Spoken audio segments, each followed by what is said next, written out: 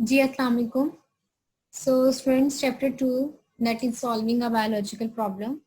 इसमें हम अब तक प्रीवियस लेक्चर में हम लोग इसकी एग्जांपल्स डिस्कस कर रहे थे। हमने कहा था कि बायोलॉजिकल प्रॉब्लम को सॉल्व करने के लिए बायोलॉजिकल मेथड इस्तेमाल किया जाता है।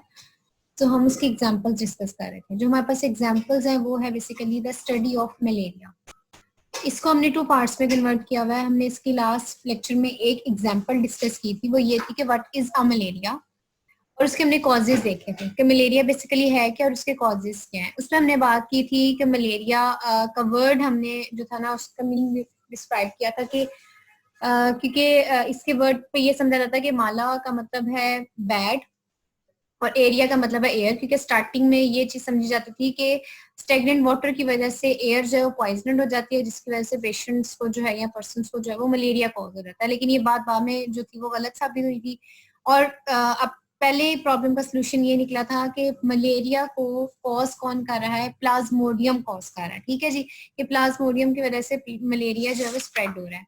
अब हमारे पास नेक्स्ट क्वेश्चन क्रिएट होता है कि how plasmodium gets into the blood of man. ये तो बात कंफर्म हो गई कि ह्यूमंस में अगर मलेरिया है इट्स मीन उनके ब्लड में क्या मौजूद है, प्लाज्मोडियम।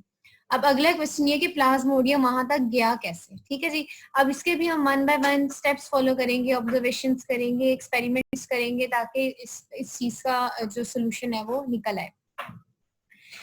इसमें सबसे पहला हमने इसको क्या करना है, इसको हमने ऑब्जर्व करना है। अब बायोलॉजिस्ट ने जो अपनी पहली ऑब्जर्वेशन थी वो क्या थी कि मलेरिया का जो ताल्लुक है वो मार्शिस एरिया से है। और दूसरी बात ये सामने आई थी कि बेशक वो जो मार्शिस एरिया के साथ तो है जहाँ पानी वाले इलाके हैं, लेकिन उस पानी को पीने से मलेरिया कॉज नहीं हो रहा, ये बात भी सामने आई थी। अब की ऑब्जर्वेशन क्या थी कि इस ऑब्जर्वेशन से ये बात तो कंफर्म हो चुकी हुई थी कि प्लाज्मोडियम जो है वो मार्श वाटर से नहीं आ रहा, उसको पीने से नहीं आ रहा। ठीक है, कोई ऐसी चीज है जो उस वाटर की वजह से क्रिएट हो रही है।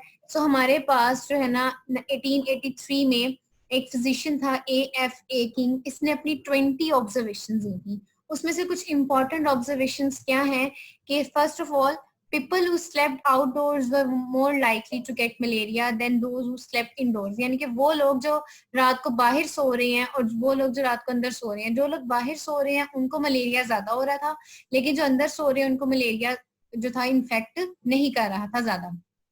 इसकी अगली ऑब्जर्वेशन ये थी, people who slept under fine nets were less likely to get malaria than those who did not use such nets। And third one is individuals who slept near a smoking fire usually did not get malaria। एक तो जो अपने पास आग के पास late रहे हैं, smoky fire के पास सो रहे हैं, या जो नेट यूज कर रहे हैं, उनको ज्यादा मलेरिया कॉज नहीं कर रहा था एज कम्पेयर टू अदर्स जो ये इंस्ट्रक्शंस फॉलो नहीं कर रहे थे। तो ये AFA किंग की कुछ इंपॉर्टेंट ऑब्जर्वेशंस हैं रिलेटेड टू मलेरिया। अब एज यू नो ऑब्जर्वेशन के बाद जो हमारे पास नेक्स्ट स्टेप होता है वो होता है कि हाइपोथेसिस का। अब हमने क्या करनी होती है, कोई ना कोई आइडिया रिप्रेजेंट करना होता है। ठीक, यहाँ पर जो AFA किंग की ऑब्जर्वेशन से हाइपोथेसिस निकाली गई थी वो ये थी that mosquito transmit plasmodium and so are involve in the spread of malaria. तो आइडिया ये निकाला गया कि कोई मच्छर है, इस तरह का मॉस्किटो है जिस प्लाज्मिड को ट्रांसमिट कर रहा है और मलेरिया को स्प्रेड करने का एक जरिया बन रहा है। ठीक, हाइपोथेसिस के बाद एज यू नो हमारा नेक्स्ट स्टेप क्या होता है, उसकी डिडक्शंस देना। ठीक है जी, तो इसकी कुछ डिडक्शंस दी गई थी और डिडक्शंस में आपको पता है लॉजिक इस्तेमाल करते हैं इफ एंड देन का। तो यहाँ पर जो डिडक्शंस आई थी वो ये थी कि इफ मॉस्किटो, दो डिडक्शंस थी बेसिकली यहाँ पर। If mosquitoes are involve in spread of malaria, अगर ये आप बात कह रही हैं कि मलेरिया को स्प्रेड करने का जरिया मॉस्किटो है, then it must be note that plasmodium should be present in mosquito. तो उस मॉस्किटो के अंदर प्लाज्मोडियम मौजूद होना चाहिए, क्योंकि हम पढ़ चुके हैं कि प्लाज्मोडियम ही मलेरिया कॉज कर रहा है। बेसिकली इस मॉस्किटो में अगर प्लाज्मोडियम मौजूद है देन हम कहेंगे ये मॉस्किटो जो है प्लाज्मोडियम का कॉज बनेगा। दूसरी ऑब्जर्वेशन थी, if mosquitoes are involve in the spread of malaria then a mosquito can get plasmodium by biting a malarial patient। Obviously बात है, एक आम मॉस्किटो में प्लाज्मोडियम तभी जाएगा जब उसने किसी मलेरियल पेशेंट को बाइट किया होगा। तो ये दो डिडक्शंस थी जो इस हाइपोथेसिस के बाद जो थी वो सामने आई थी। ठीक, अब हमारे पास डिडक्शन के बाद नेक्स्ट हमारे पास स्टेप होता है that is the experimentation. Experiments करवाए जाते हैं। डिडक्शन को टेस्ट करने के लिए सबसे पहले एक हमारे पास साइंटिस्ट था, रोनाल्ड रोज, ब्रिटिश आर्मी फिजिशियन था। इंडिया में इसने काम किया था, अपने एक्सपेरिमेंट्स किए थे। इसने एनोफिलस मॉस्किटो लिया था और उसको एक मलेरियल पेशेंट को बाइट करने के लिए कहा था। ठीक।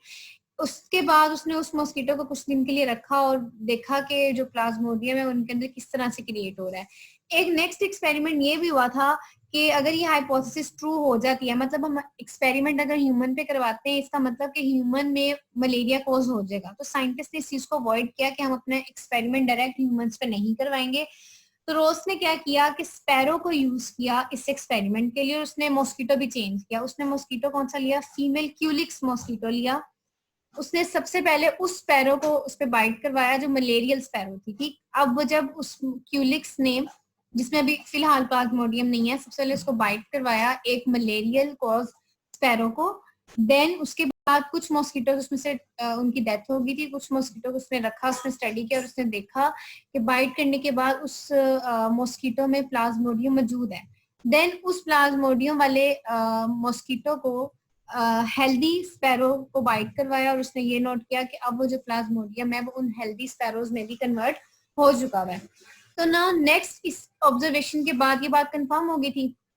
अब वो जो एक्सपेरिमेंट था वो ह्यूमन पे करवाया गया 1898 में, कुछ इटालियन बायोलॉजिस्ट थे जिसने ये एक्सपेरिमेंट करवाया। उन्होंने क्या किया, फीमेल एनोफिलस को बाइट करवाया, सबसे पहले एक मलेरिया पेशेंट को। देन उन मॉस्किटोस को कुछ दिन के लिए रखा, रखने के बाद उस मॉस्किटो को एक हेल्दी मैन पे बाइट करवाया।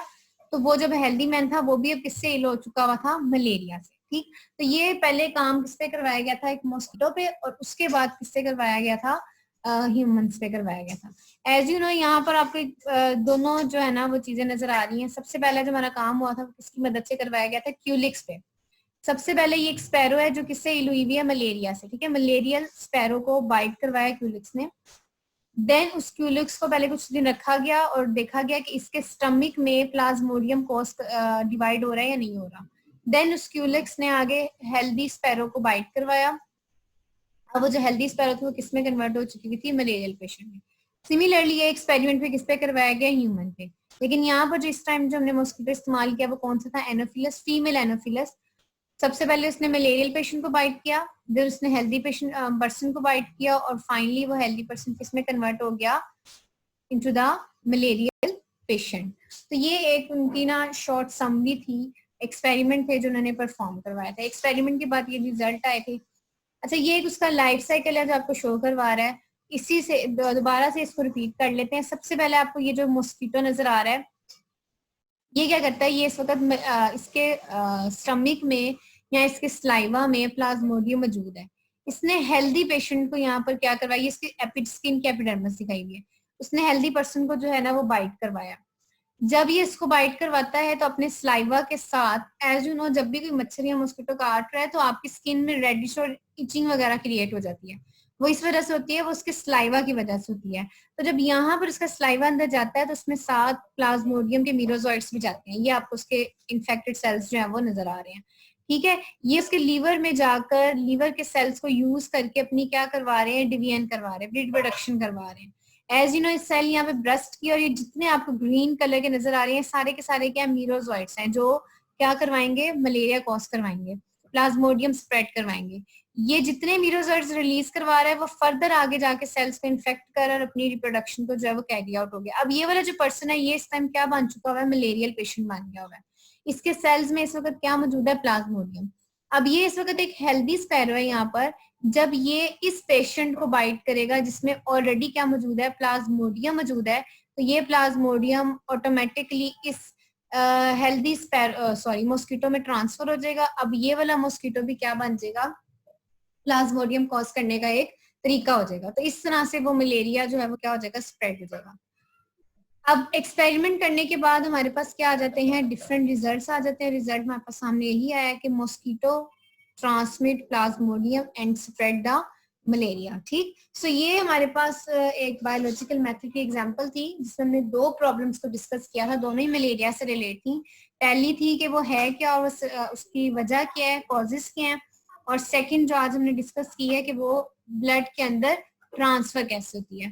तो दोनों को हमने सॉल्व करने के लिए जो मेथड एम किया था वो था बायोलॉजिकल मेथड, और उसके नतीजे में हमने जो है उसके डिफरेंट रिजल्ट्स निकाले, ठीक। So this is about today.